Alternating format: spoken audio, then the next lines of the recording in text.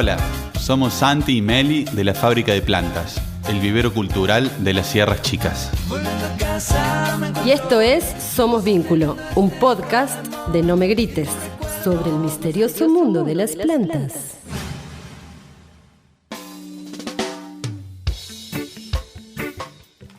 Bueno, en este cuarto encuentro queríamos hablar con Pablo un poco del cultivo, específicamente del cannabis, y sacar tips así que le puedan servir a la gente que quiera empezar su cultivo o que ya tenga su cultivo, de algunas cositas ahí básicas. Sabemos que es un mundo gigante y que hay miles de cosas para aprender, pero que nos puedas compartir en tu experiencia cuáles son a grandes rasgos las cosas importantes y cositas que podemos hacer que nos pueden ayudar.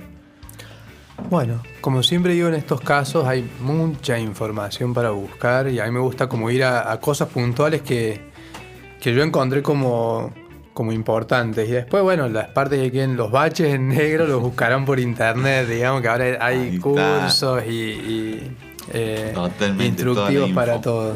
Pero bueno, primero que todo, la semilla. Tratar de buscar una semilla buena o alguien que nos convide un esqueje de buena calidad. Parece que no, pero yo recomiendo realmente empezar con semillas buenas. Incluso si hay que pagarlas, nos vamos a ahorrar mucho trabajo. Bueno, si no fuera así, empezaremos con lo que tengamos, ¿sí? Lo segundo es el sustrato. Tener un sustrato, una tierra buena, en lo posible hecha por nosotros mismos. Las tierras están muy caras en este último tiempo, pero si no, buscan en su vivero de confianza, en la fábrica venden... ¿Qué te gusta a vos ponerle al suelo para tus plantas? Y bueno, yo empiezo en la germinación solo con fibra de coco, que es un sustrato inerte que hace que la planta en este momento, que es muy sensible, no sea afectada con ningún patógeno. Vamos a usar una semilla que sale unos 20 euros, no se nos puede morir, entonces ahí pagamos un sustrato que es caro, pero usamos una cantidad muy pequeña. Y esto nos va a ahorrar un hongo que se llama dumping off, que lo que hace es como voltear las plantitas en los primeros días de vida. Agregar al tema de la germinación, que es un momento en que la planta es muy sensible y que lo que le pasa a todo el mundo es que la plantita se estira, el tallo se le hace re largo, después se empieza a caer, entonces la tratan de sostener con distintas cosas y cada vez se hace más largo hasta que se termina quebrando, y eso es por un problema de luz. Simplemente hay que ponerla cerca de una fuente de luz, que puede ser casi cualquier lámpara de la casa.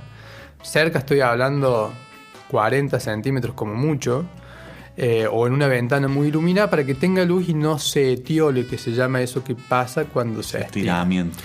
Volviendo al tema del sustrato, bueno, ustedes venden unos sustratos hechos por gente de la zona, lo cual me parece lo más importante, y además que son buenísimos y que son gente de confianza.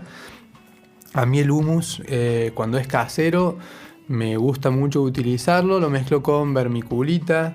Hago distintos preparados según las fases. Como decía, en la germinación uso una fibra de coco inerte, pura, y de ahí trasplanto un sustrato hecho con humus, bokashi y vermiculita. Siempre reutilizo algunas de mis tierras previo a compostarlas y uso un poco de compost de mi casa. Es importante cuando uno va a reutilizar tierras darles un periodo de compostaje antes. Bien. ¿Qué quiere decir compostaje? Tenerlas o cerca de la pila de compost o en la pila de compost, o sacarlas de las macetas un tiempo para que se aireen, porque cuando en la tierra deja de haber plantas y está la maceta sola, se acumula el agua y la humedad. Hay unos procesos anaeróbicos que hacen que los organismos más sanos para la planta mueran y vivan otros que no son tan buenos. Entonces por ahí usar tierra usada de la maceta a veces no es tan bueno si no hizo su proceso. Hay que volver a mezclar, volver a incorporar algún material nuevo. De hecho, yo si la saco de la maceta la dejo un tiempo en una pila, y la uso al mes o a los 2 meses. Desarmas todo el pan y haces una mezcla. Y hago que esas raíces que están ahí también se composten. Claro.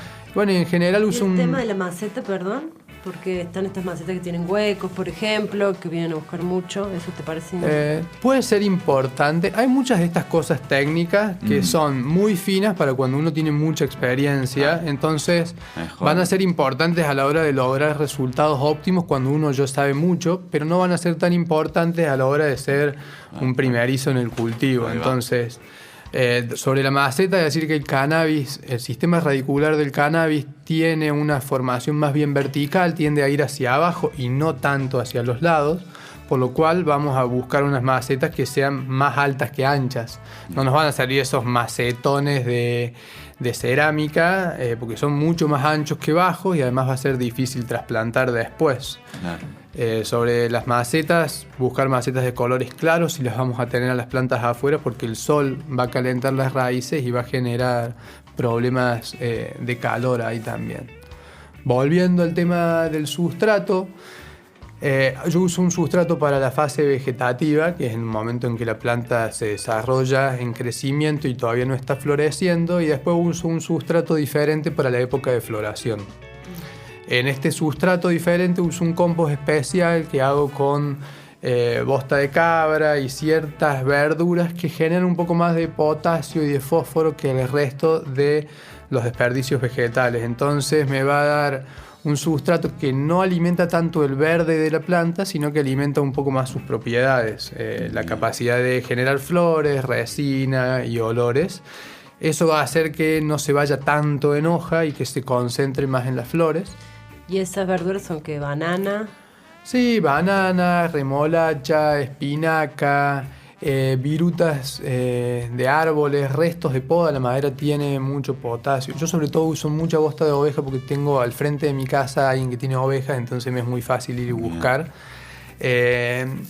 Y después hay otras formas de suplementar con ese compost con harina de hueso que se puede comprar también.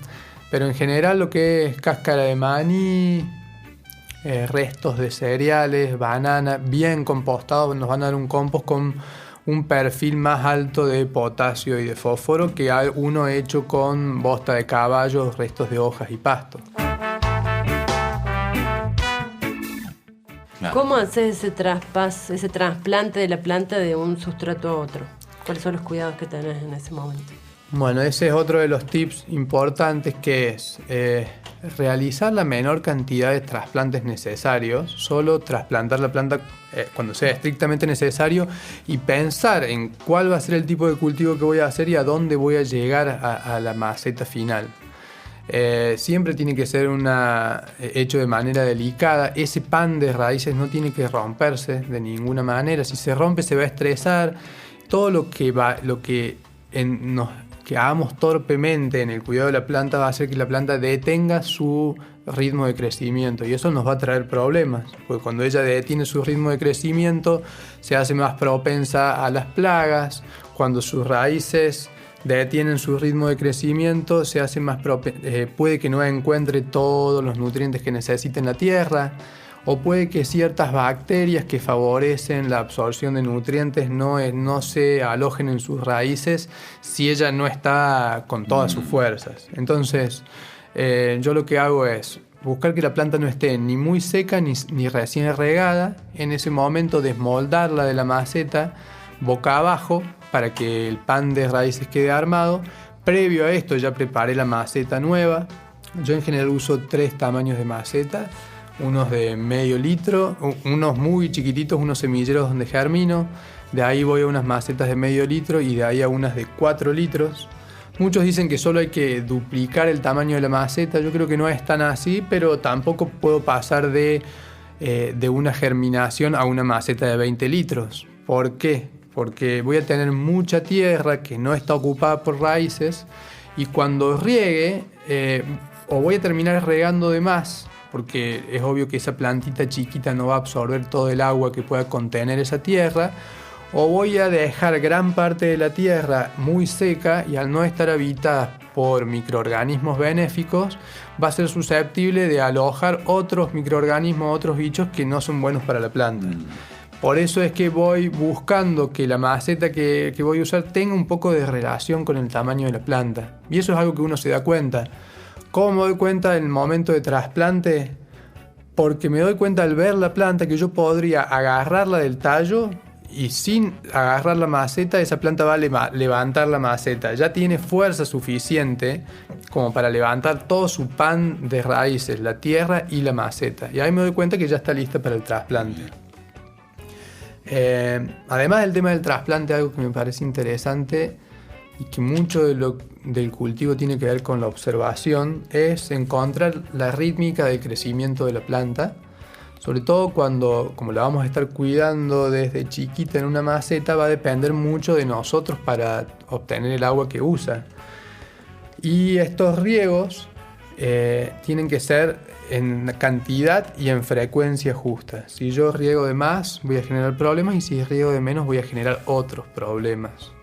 En esto de regar en el momento justo es donde yo voy a ir viendo el ritmo de crecimiento de la planta. Voy a ver que sus hojas se levantan y se estiran hacia arriba cuando está recién regada y creciendo, y que cuando el agua de la maceta empieza a decrecer, sus hojas se van a poner un poco más laxas porque los estomas se cierran y porque ya está como viendo que va a quedarse sin agua. Cuando la planta se cae completamente, que parece estar muerta, no es que esté muerta, es que cerró todos sus estomas para no evaporar más agua porque no tiene más agua en sus raíces. Deshidratada. Exactamente, no es que se vaya a morir, pero hace esto como una forma rápida de no evaporar más agua y de no morirse. Pero esto sí la va a estresar. Entonces siempre tengo que regar antes de esta situación. Encima una planta que le gusta el agua, ¿no? O sea, que requiere... Sí, es una planta que le gusta el agua, pero no le gustan los pantanos, digamos, Claro. ¿no? Como que le gusta que la tierra también drene. Claro. ¿Sí? Muchas plantas de interior son iguales, muchas palmeras de interior. Exactamente, le gusta inundarse bien cuando se riega, pero después poder secarse del todo antes de recibir el siguiente riego. Entonces va a ser importante estar atento a ese momento en que la tierra en sus primeros 2 o 3 centímetros en las macetas de 4 litros se seca un poco.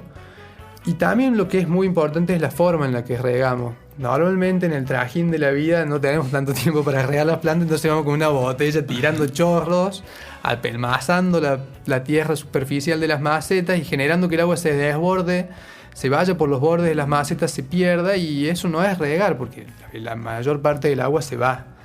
Yo lo que hago es inundar pequeñamente cada una de las macetas, esperar que la tierra de arriba se humedezca y una vez que se vuelve permeable, ir echando chorritos más chicos y asegurarme que todo el pan de tierra se humedezca de manera uniforme para que ese sistema radicular también se humedezca de manera uniforme.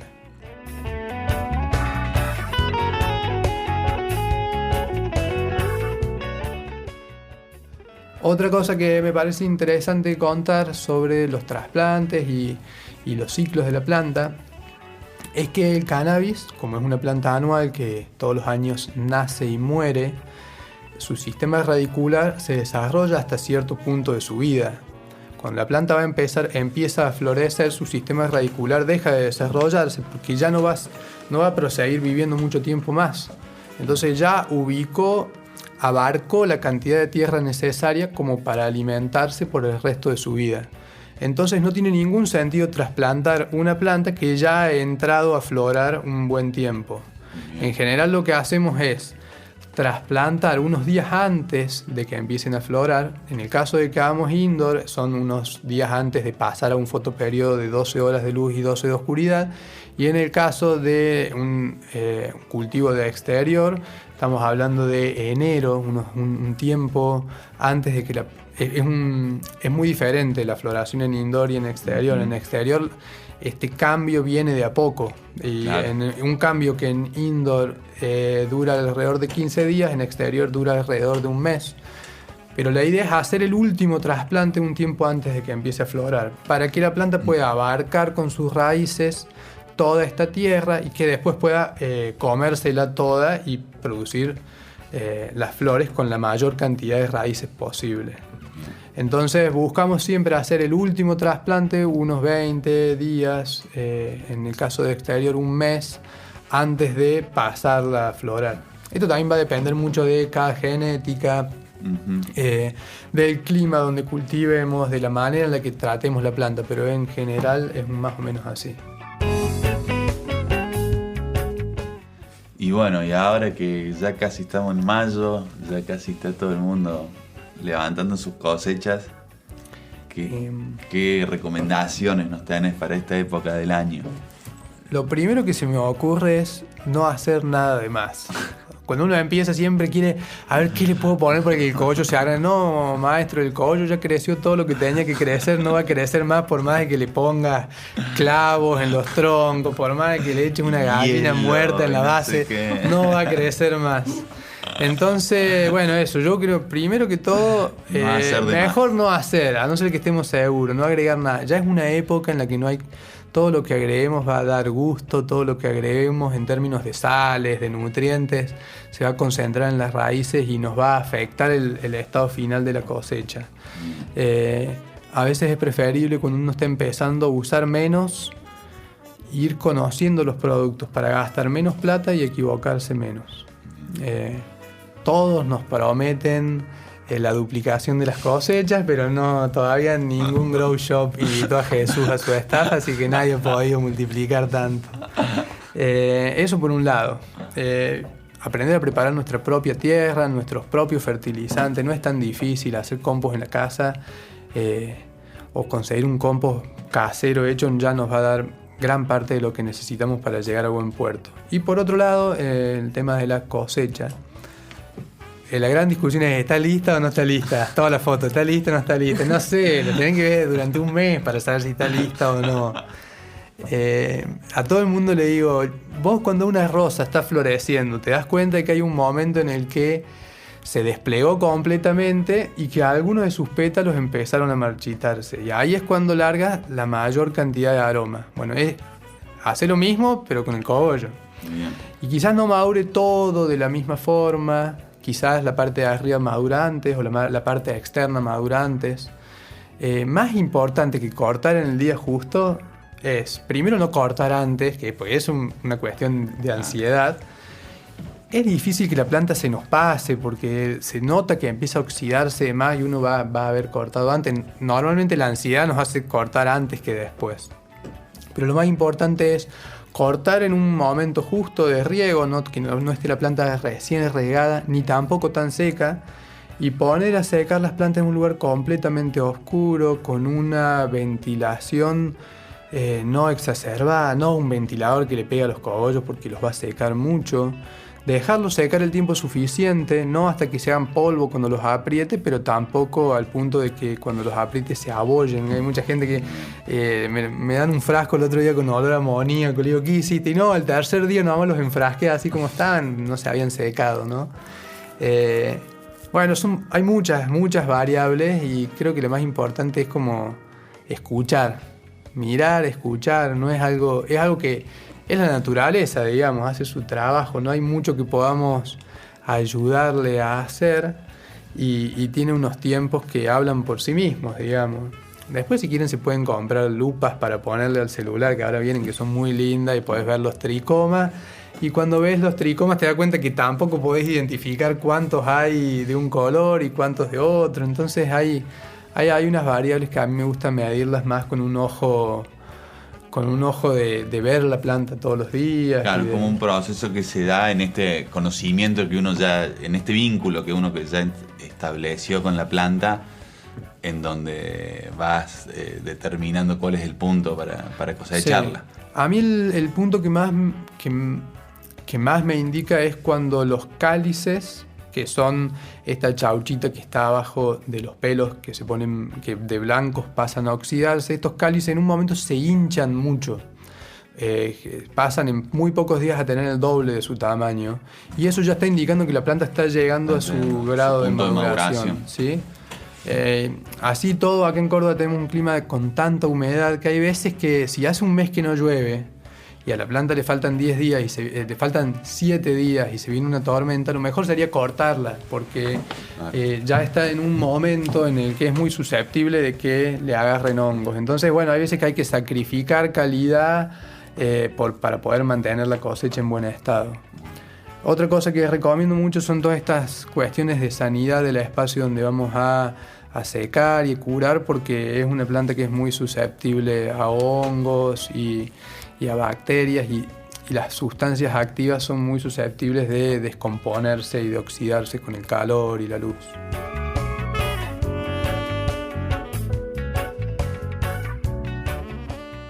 Y ya como para terminar la conservación, ¿cómo sugerís que sea? Bueno, la conservación siempre en frascos de vidrio, porque los cannabinoides y las resinas le generan algo al plástico, digamos, son agresivos con el plástico, entonces se mezclan y pareciera que no, pero no les hace muy bien, entonces siempre vidrio. Y saber que no es un material que se pueda conservar tantísimo tiempo. Después de los 8 meses, por más de que esté en un lugar fresco, seco y oscuro, que es muy necesario, después de los 8 meses estos cannabinoides van a empezar a oxidarse y a descomponerse. Entonces tampoco es algo que podamos guardar por años, salvo que lo congelemos, lo frisemos o hagamos algún otro tipo de extracción. Pero eso, frascos de vidrio en un lugar fresco, seco y oscuro. Buenísimo. Bueno, nos quedan un montón de ganas de fumar, de tomar aceites, de cultivar, de seguir compartiendo y aprendiendo. Muchas gracias. Muchas preguntas. A mí me surgieron un montón de cosas más, pero gracias Pablo por compartirnos todo esto. Gracias Pablo, y ya seguiremos. Bueno, muchas gracias a ustedes, a los que escuchan, y nos encontraremos de nuevo para hablar de algún otro tema también. Dale, vamos por las plantas sagradas.